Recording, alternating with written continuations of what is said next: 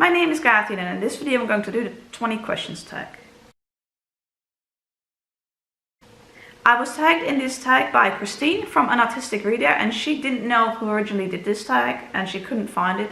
So I will try to find it and leave a link down below or a name on the screen. But if I can't find it, then yeah.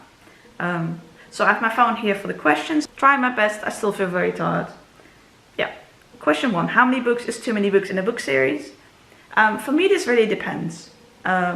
One distinction I want to make is I read book series that have like one continuing story. But I also read book series that have the same characters but like a new story every time. Such as the Geronimo Stilton series or the Babysitter's Club series. And I feel like that distinction should be made. Because, you know, the Babysitter's Club and Geronimo Stilton series, for example, they both have lots of books in it. And I'd like getting more books in those series.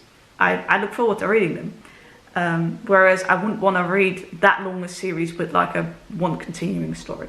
Now, most of like what I just named those series with like standalone sort of stories are for children. So that's a bit different from, to me, like an adult series that has, let's say, a fantasy trilogy or something, right? So for me, that really depends. If the story is good and still interesting and the characters, then great. But you also don't want that it gets to be too drawn out, right? Because that happens as well. So yeah, I don't have like a general number. Long series do intimidate me when it's one continuing story. When it's like those kids series where you don't necessarily need to read all the previous book to enjoy that one, then that's not as intimidating to me. They tend to also be a lot shorter, so that's kind of like a difference. But yeah, I think 3 books is the most common, if I were to guess. But I think trilogies are more common than duologies. But I also have longer book series. Like, it really depends. A good epic fantasy series. One of my favorite epic fantasy series is The Wheel of Time. That series has 14 books and a prequel, and I love that series. So, although admittedly there is a bit of a slump in the middle, but yeah, I don't have like a number for this question. Sorry. Question 2, how do you feel about cliffhangers? At the end of a chapter, I think it can be really great. At the end of a book, yeah, I don't like that. Now, I don't like open endings, generally. An open ending can really piss me off. So a standalone better not end on a cliffhanger. But if it's a series, then I kind of like to know beforehand, and ideally I want to wait until I have all of the books so that I don't have to have that cliffhanger in my head too long. Because I tend to forget, like if I read book 1 now and you have to wait a year or longer for book 2, I tend to have forgotten a lot of it. So I prefer to actually wait until the whole series is out and then read it. And then also, then you know that if there is a cliffhanger, you know you have the next book ready to read it when you want to. So yeah, I don't actually like cliffhangers much. I don't mind them at the end of a chapter because then I can just continue at the time. So, but yeah, cliffhangers at the end of book, I'm not a fan. Unless I have the whole series already, in which case, yeah, I know I can continue. With TV series actually as well, I like to wait until I can, because you know, like a season sometimes ends on a cliffhanger, then you have to wait for the next season. I like to wait until I have, let's say, the DVD of both, or both of it is on Netflix. But well, anyway, I shouldn't take that long with each answer, with each question, or we'll be here a while. Question 3, hardcover or paperback? Paperback. I love paperbacks. I prefer medium or small size paperbacks. I don't like huge paperbacks. I hate huge hardcovers. I am getting more appreciative of smaller hardcovers, but yeah, paperback. Question 4, favorite book. Yeah, I can't pick just one. I think I would even struggle favorite book per genre or something, because yeah, I mean, I loved Zondagskind by Judith Visser, that duology. But I also really loved The Wheel of Time and Queens of Geek. And, well, I couldn't pick between my favorites. Even making a top 5 or a top 10 would be hard, I'm sorry. Least favorite book. See, that's something that I never think about. I try to just, if I hated a book, I generally just don't want to think about it anymore. So like if it's on my Kindle, I'll delete it. If I have it physically, I normally get rid of it. In most cases, if I have other books by the author, I might keep it. But I don't know, least favorite book. Like I really didn't like The Woman Who Went to Bed for a Year by Sue Townsend, but there are other books that I haven't liked. Also books I've DNF'd. Like I was not a fan of War and Peace that I attempted to read in June, but I wouldn't call it my least favorite book. I mean, I haven't finished it, so like, there are plenty of books that I've DNF'd or given a low rating though. I mean, not lots. Like I try to not think about them anymore. So, yeah, I don't know. Love triangles, yes or no? Generally no, and it is definitely not for me a reason to pick up a specific book, but if they are well done and like the rest of the book is nice, then I can live with them and it can even be interesting. But sometimes I just want to read like the story and not the whole love thing around it, if that makes sense. Like they are a bit overdone in some young adult genres, so yeah, generally no, but they can be well done. The most recent book you just couldn't finish. I think that's War and Peace by Leo Tolstoy, actually. I think that's the last book I DNF'd. A book you're currently reading. Well, that is The Evening and the Morning by Ken Follett. Book 4 or 0 in the Kingsbridge series. Berna and I, Berna from Berna's Bookish Adventures, we're reading this for the whole month of September. So, but I don't actually know when this tag will be online, because there's other videos that's coming online first, so, and I have to still edit everything, so I don't know. Maybe it will still be September, I'm really not sure. I am also reading 3 Wishes by Leanne Moriarty, together with Emily from Novelle Novels, but I'll most definitely have finished this when you see this video. Last book you recommended to someone. Does that mean like, because I have just filmed my August wrap-up videos. But like, if we're talking like specifically recommending it to a person in a conversation, as in not like this, but I don't know, to be honest. My memory is not that great. And I'll be saying like real life conversations or online. I honestly don't know what the last one was.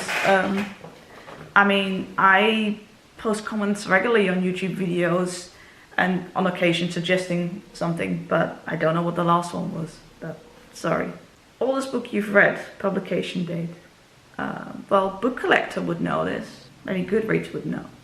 On top of my head, for my Dutch literature classes, I read 2 books from the Middle Ages, in Dutch, well, not in Dutch, but in was it Middle Dutch? Is that, I don't know if that's a good translation into English, but like medieval Dutch, I don't know what a good translation is. Alongside with then had the like modern Dutch text. So there are those, and we read Macbeth for English class, but I honestly don't know exactly like which one of these is the oldest, and if I've read anything older. I mean, for Greek class, we translated parts of the Odyssey and the Iliad, but we didn't actually like do the whole thing. So, also all of these were like for school, so I don't know if we discount like anything for school, if we're just counting that I'm reading it because I want to read it. I also don't know where we would and what it would be, because honestly, I have read some English classics, but I couldn't tell you, some classics in English, and also some in Dutch. I couldn't tell you which one was the earliest. The newest book you've read, publication date. The newest book I read in publication date, I think, is Where Baby by Marie-Lotte Hagenini van Voorthuizen, because this book came out about 4 weeks ago, I think, from filming it. The beginning of August, and it's now the beginning of September. So I think that's the newest one as of when I'm filming. And here we are again with a new battery, but I am not sure that we're exactly in the same position. Favorite author? Yeah, I can't pick one author either. Just like with a favorite book. I could do like my few favorite authors per genre. But not like over the whole of it. That's, yeah, I couldn't choose. I read so many different genres that, yeah. Buying books or borrowing books. I prefer buying books. But I do like going to the library and borrowing books as well. I haven't done so since the pandemic started, but I would like to go back there at some point when I feel safe enough to do so. But yeah, it has happened a lot as well that I borrow books from the library, really like them, and then decide to buy my own copies. That has happened. But it's also happened that I saw books at the library that I wasn't sure of buying, and then I could give them a try, usually translated into Dutch. And then I liked or not liked them. And I also like just finding books I hadn't heard of in the library that I can give a try. And obviously at the library are a lot more Dutch books, which I don't get exposed to much, considering that, you know, I think almost all of the booktubers that I watch read more English books and not many. Does anyone read Dutch books? Not many. A couple maybe. Not many people. So I don't get to hear as much about new Dutch books, and in the library, that's nice to see that there. Yeah. A book you dislike that everyone else seems to love. The one that comes to mind is Long Way Down by Jason Reynolds, which is a book that most people really liked. For me, the ending was just too open. So that's my answer for that one. It's not like I hated it, but yeah, I didn't. That ending, no. Bookmarks or dog ears? Oh, definitely Bookmarks. I don't dog ear books. Like no.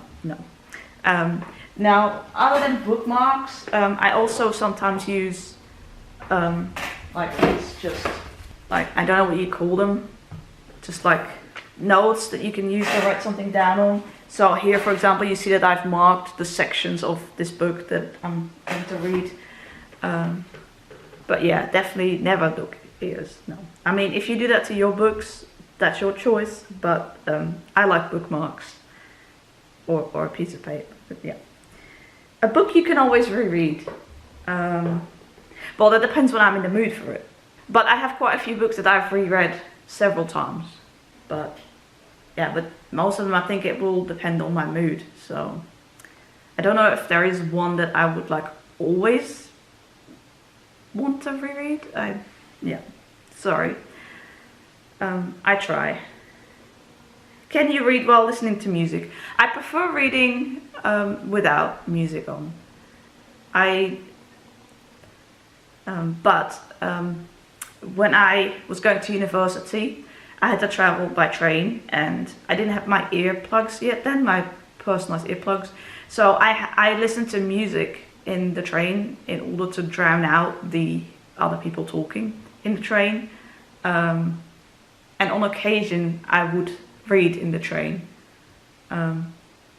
But I then just had the music to drown stuff out. I prefer to read without listening to music. I can't really do both at once. I also can't really read while watching TV at the same time or something. That doesn't work. But back in the day when we still had TV channels at home, I would read during the ads, sort of thing. Anyway, rambling. One POV or multiple POVs? So POV is point of view. I like both. It really depends on the book. Yeah. Generally for memoirs, they are one point of view, and that generally works well, I think. But for many fantasy books, and also some contemporary books, have multiple points of view, and I quite like that. science fiction also usually has multiple points of view. So like it really depends on the book and the genre, but I like both. I like to switch it up in my reading. Do you read a book in one sitting or over multiple days? Well, that depends on the book. Generally over multiple days. In the case of a huge book, we're taking a month. The only books I can read in one sitting is like really short books. So picture books, which take me all of about 5 to 10 minutes to read, that I can do in one sitting. But one sitting is not the same as one day. So I tend to take, my concentration tends to get lost a lot. So I tend to read, then think about something else, and then read a bit more. I don't know if we're still counting that as like one sitting or not. I often get up to go do something else, to go to the toilet, to drink some water. Anyway, so generally only really books that don't take me that long to read, shorter books. Most like books that are not short take me longer than a day to read. There are rare exceptions where I read a book in one day, but usually it takes me multiple days. And in the case of like bigger, longer books, they take longer than multiple days, like a week or 2 weeks, or well, it depends. It also depends if I'm reading just one book or whether I'm reading multiple books at once, because that will slow it down. Who do you tag? I don't really know who's done this, to be honest. In fact, I'm not sure if I haven't done it before.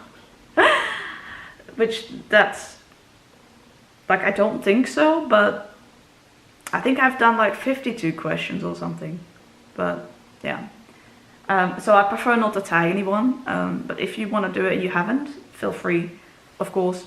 But yeah, I don't normally do tags. Oh, my eyes are very dry. I really need to drink some. But yeah, so I thought I would try to do one, film one, yeah. Thank you very much for watching this tag. It was a very interesting one, and I hope to see you in my next video. Bye!